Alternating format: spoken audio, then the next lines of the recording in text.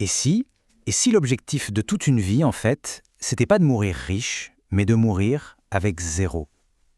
Ça peut paraître un peu fou, hein, mais c'est une idée qui vient bousculer tout ce qu'on pense savoir sur l'argent et sur le bonheur. Pour bien piger cette philosophie, je vous propose de rencontrer quelqu'un. Disons Richard. Richard, c'est un peu le citoyen modèle. Vous voyez le genre. Toute sa vie, il a fait exactement ce qu'on nous dit de faire. Mettre de côté, bien investir, surtout pas de dépenses inutiles. Imaginez un peu, il a bossé comme ingénieur pendant 45 ans.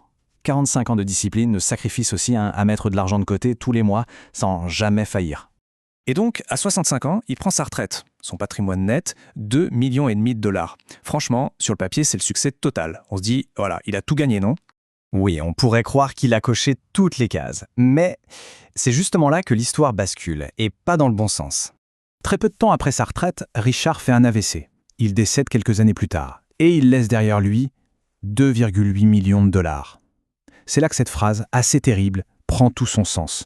Il est devenu un homme qui a travaillé des dizaines de milliers d'heures pour de l'argent qu'il n'a jamais réellement utilisé. C'est une vraie tragédie, celle du travail qui, au final, n'a servi à rien. L'histoire de Richard, elle nous force à nous poser une question fondamentale. Et si on voyait l'argent d'une autre manière? Il est peut-être temps de le redéfinir, de le voir non pas comme un objectif final, mais simplement comme ce qu'il est, un outil. Alors voilà l'idée centrale. L'argent, ce n'est pas un score à la fin du jeu. Il faut plutôt le voir comme une sorte de batterie. Une batterie qui stocke notre énergie vitale, notre temps. Parce que chaque euro qu'on gagne, eh bien il représente des heures de notre vie. Des heures qu'on ne reverra jamais. Voyez les choses comme ça. Si on meurt avec 100 000 euros en trop sur son compte, eh bien c'est du travail qu'on a fait pour rien, gratuitement. Ce sont des milliers d'heures de vie qu'on a sacrifiées pour un simple chiffre sur un relevé bancaire, un chiffre qui disparaît au moment de notre mort. Ok, donc si l'argent c'est du temps en batterie, ça nous amène à un deuxième point super important. La valeur de ce temps, elle n'est pas du tout la même tout au long de la vie. 1 euro dépensé à 25 ans n'a absolument pas la même valeur qu'un euro dépensé à 85 ans. Ça, c'est ce qu'on appelle la courbe d'utilité de l'argent. Prenons un exemple tout simple, un super voyage au ski. À 25 ans, avec 10 000 euros, c'est l'aventure de sa vie, on dévale les pistes. À 45 ans, c'est toujours sympa, mais bon, les genoux commencent à tirer un peu. Et à 85 ans, avec ces mêmes 10 000 euros, on fait quoi? On regarde la neige par la fenêtre. L'argent est là, mais il n'achète plus la même expérience. Notre capacité à transformer l'argent en joie diminue avec le temps. C'est inévitable. Et le vrai problème, le voilà. On a rarement les trois en même temps. La santé, le temps et l'argent. Quand on a 20 ans, on a la santé et le temps, mais pas un rond. Vers 50 ans, l'argent est là, la santé aussi en général, mais le temps, il file. Et à 80 ans, on a l'argent et le temps, mais la santé n'est plus ce qu'elle était. Du coup, économiser comme un fou pour le moment de sa vie où on pourra le moins en profiter, c'est un calcul complètement absurde, non? Bon, si c'est si logique, pourquoi est-ce qu'on continue tous à amasser de l'argent comme ça? Eh bien, la réponse, elle n'est pas dans la logique, elle est dans nos peurs.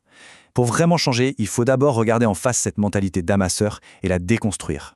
En gros, il y a 2 grandes peurs qui nous guident. La première, c'est la trouille de se retrouver sans argent si on vit très vieux. C'est ce qu'on appelle le risque de longévité.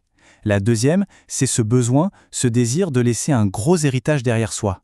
Alors comment on gère cette peur de manquer? La solution classique, c'est d'empiler une fortune au cas où. L'approche mourir avec zéro, elle, propose un outil bien plus malin, la rente vitalice. En gros, on donne un capital à une assurance et en échange, elle nous verse un revenu à vie. Qu'on vive jusqu'à 90, 100 ou 110 ans, le risque est couvert. Et ça libère tout le reste du capital pour pouvoir vraiment en profiter. Et l'héritage alors? La tradition, c'est de donner quand on n'est plus là. Sauf que l'âge moyen auquel on hérite, c'est 60 ans. À 60 ans, recevoir de l'argent, c'est bien, mais ça ne change plus une vie. La philosophie mourir avec zéro, c'est tout l'inverse. Donner maintenant, de son vivant. Imaginez l'impact d'une somme d'argent pour des enfants de 30 ans. Ça peut être l'apport pour acheter une maison, de quoi lancer une boîte. Là, on parle d'un impact qui peut changer une destinée. Et le bonus, c'est qu'on est là pour voir la joie que ça procure. Ça me fait penser à ce vieux dicton « Mieux vaut donner d'une main chaude que d'une main froide ». Ok, on a vu le pourquoi, maintenant la grande question c'est le comment. Comment on met ça en pratique? Eh bien, ça passe par l'adoption d'une toute nouvelle stratégie, celle de la dépense intentionnelle. Et pour ça, il y a un concept génial, les dividendes de souvenirs. C'est simple, une expérience forte comme un voyage incroyable, ce n'est pas juste de l'argent qui part en fumée, c'est un investissement, un actif qui continue de payer des dividendes de bonheur à chaque fois qu'on y repense, qu'on en parle, qu'on regarde les photos. Et le plus beau, c'est que ces dividendes-là, ils s'accumulent avec le temps. Il faut vraiment le voir comme ça. Les expériences sont des actifs. Chaque euro qu'on dépense pour créer un souvenir, c'est un investissement direct dans son propre bonheur. Et c'est pour ça qu'il faut jeter à la poubelle la vieille idée de la bucket list. Vous savez, cette liste de trucs à faire un jour peut-être. C'est trop passif. Il faut la remplacer par des tranches de vie. La différence, on ne se demande pas quoi faire avant de mourir, mais quand on devrait faire les choses. Ça change tout. Ça crée une urgence, une intention. Concrètement, ça ressemble à quoi? Eh bien, on peut littéralement dessiner une frise chronologique de sa vie, et on y place les grandes expériences. Par exemple, un tour d'Europe en sac à dos? Le bon moment, c'est entre 30 et 35 ans, quand on a encore l'énergie. Emmener les gamins camper pour leur forger des souvenirs, c'est parfait entre 35 et 45. Créer sa boîte, prendre des risques, la décennie des 45-55 ans est peut-être idéale pour ça. Et se lancer le défi de lire tous les livres de la bibliothèque du quartier, c'est une aventure géniale pour les 70-80 ans. Tout d'un coup, le plan devient réel, et ça nous rappelle que notre ressource la plus rare, c'est le temps, pas l'argent. Donc, le plan d'action, ce plan de désaccumulation, il est simple. Étape 1, on calcule son chiffre de survie. C'est le minimum absolu dont on a besoin pour vivre. Étape 2, on prend conscience que chaque euro au-dessus de ce chiffre, c'est du capital destiné à être consommé. Et étape 3, on commence activement à dépenser ou à donner ce capital. Le bon moment pour commencer, idéalement vers la fin de la quarantaine, début de la cinquantaine. Et pour finir, je voudrais juste laisser une question en suspens. Une question que chacun peut se poser. Si tout devait s'arrêter aujourd'hui, maintenant, à quelles expériences a-t-on dit non? Juste pour que cet argent puisse dormir tranquillement sur un compte en banque.